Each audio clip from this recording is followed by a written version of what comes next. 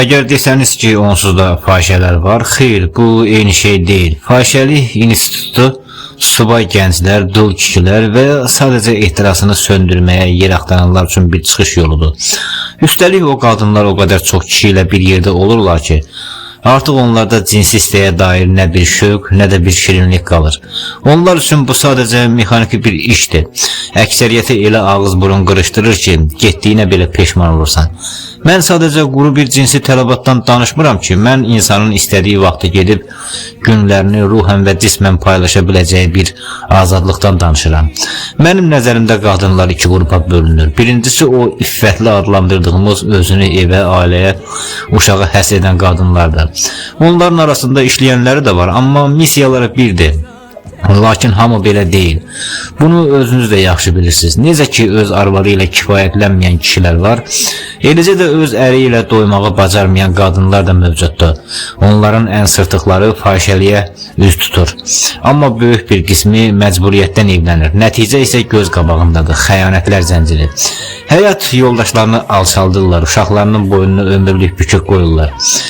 Bəzən bu gizli ehtiraslar qanla bitir. Biri həbsə, o biri də qəbrə gedir. İnsanlar bir-birinə düşmən kəsilir. Bütün bunlar niyə baş verir? Çünki bu dar dünya görüşü və müasir dövrlə uymayan paslı prinsiplər insanı küncə sıxır. O qadınların hamısı fahişə deyil, sadəcə yararsız məhsullar eyni qazana düşüb. Mən isə deyirəm ki, qadın azadlığını elə bir həddə çatdıraq ki, fahişə olmaq istəməyən, amma tək bir münasibətlə də kifayətlənməyən qadınlar ərə getmək məcburiyyətində qalmasınlar. Biz onlara bir orta yol tanımalıyıq. Onlar da öz bədənlərini, öz zamanlarını pul qarşılığında təklif edə bilərlər.